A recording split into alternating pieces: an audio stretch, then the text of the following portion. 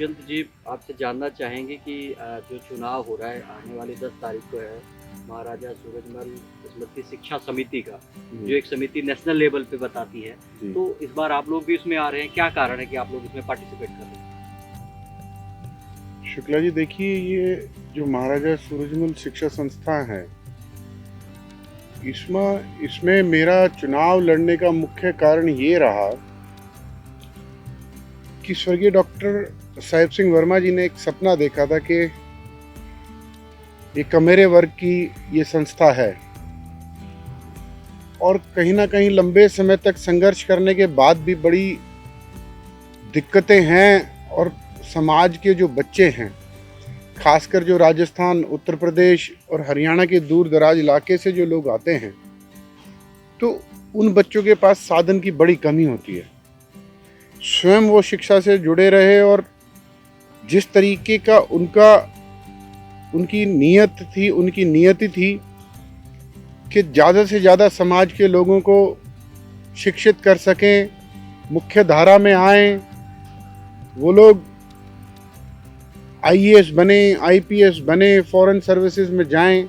तो ऐसी उनकी हमेशा एक सोच और प्रयास रहता था। मगर जब उनको मालूम पड़ा कि ऐसी एक प्लेटफॉर्म जिसके लिए वो इतना संघर्षरत रहे और हमेशा प्रयास किया कि वो आगे बढ़े, तो एक बार ये प्रयास हुआ कि भी चलो हम इस संस्था का चुनाव लड़ेंगे और इसको ठीक से चलाएंगे। मगर जब वो प्रयास हुआ तो एनुअल जनरल मीटिंग में सर्वसम्मति की बात कह के चुनाव नहीं होने दिया और वहां फिर काफी वाद विवाद हुआ और चुनाव नहीं हुआ।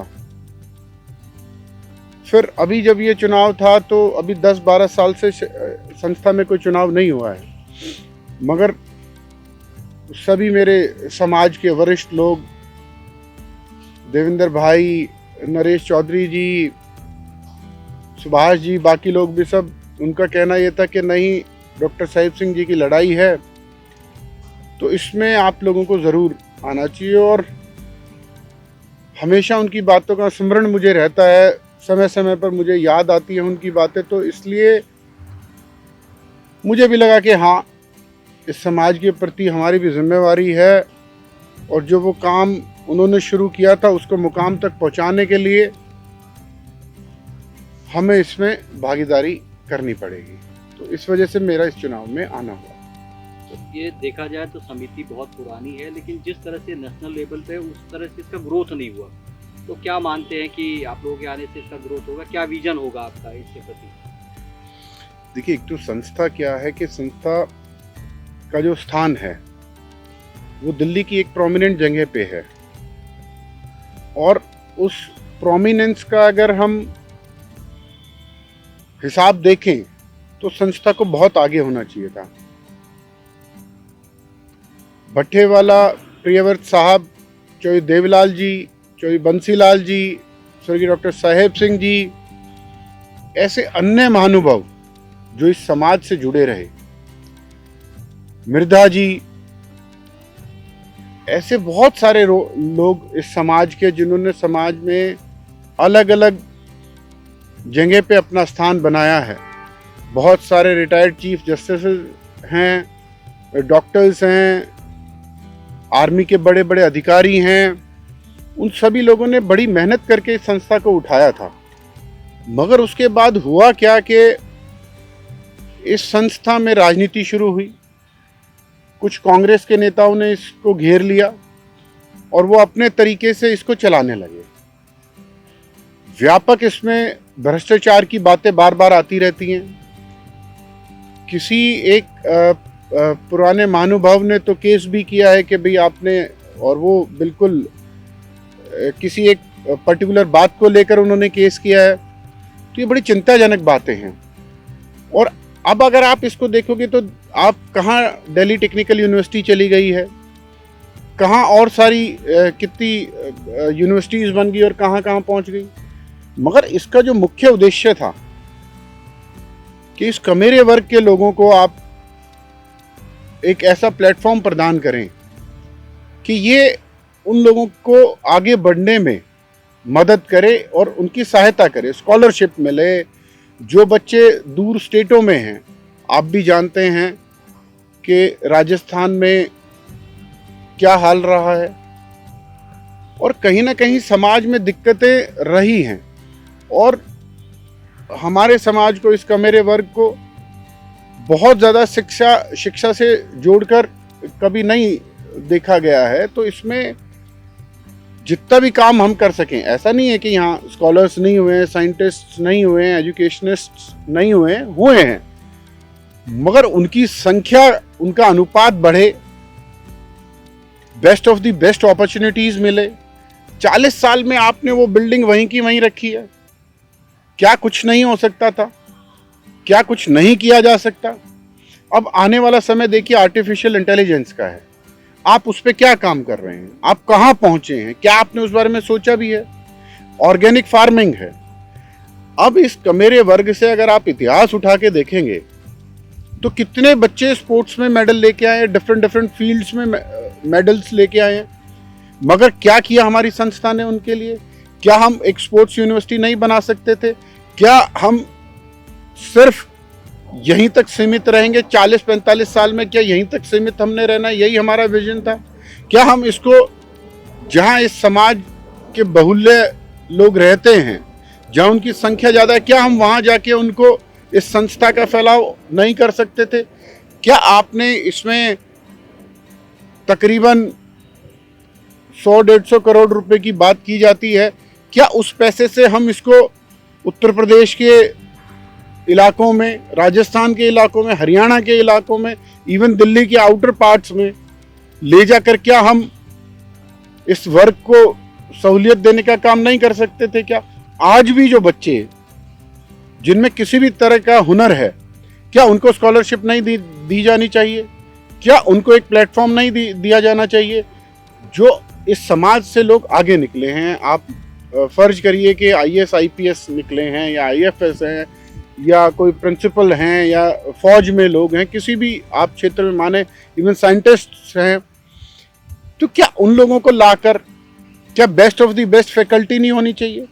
आपने आज तक 7th पे कमीशन लागू नहीं किया है।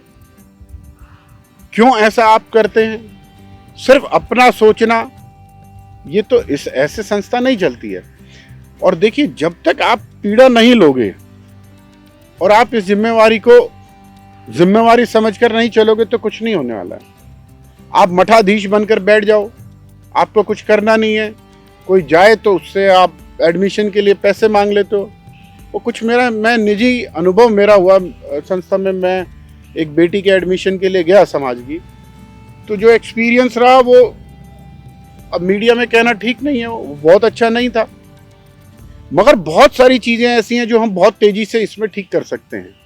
तो इस विजन के साथ के आने वाला समय इस समाज के बच्चों के लिए, जो इसके मेंबर्स हैं, उनको रेगुलरली ये बताना। दूसरा, एक इसमें मेरा मानना बहुत स्पष्ट है कि 1 बार या 2 बार वो सब सदस्य तय करें इसको बैठ के, जितने भी इसमें सदस्य हैं, 1 या 2 बार से कोई भी इसमें ज़्यादा लंबा पदाधिकारी नहीं रहना चाहिए। समाज की लार्जर जो संख्या है उसकी इसमें इन्वॉल्वमेंट होनी चाहिए। 2 बार या 1 बार बस, इससे ज़्यादा ना कोई इसका पदाधिकारी रहे, ना मेंबर रहे, ना चेयरमैन रहे, ना सेक्रेटरी रहे। समाज में ऐसा थोड़ा ही है कि कोई एक ही आदमी को सारी बुद्धि आ गई है और वही संस्था चलाएगा।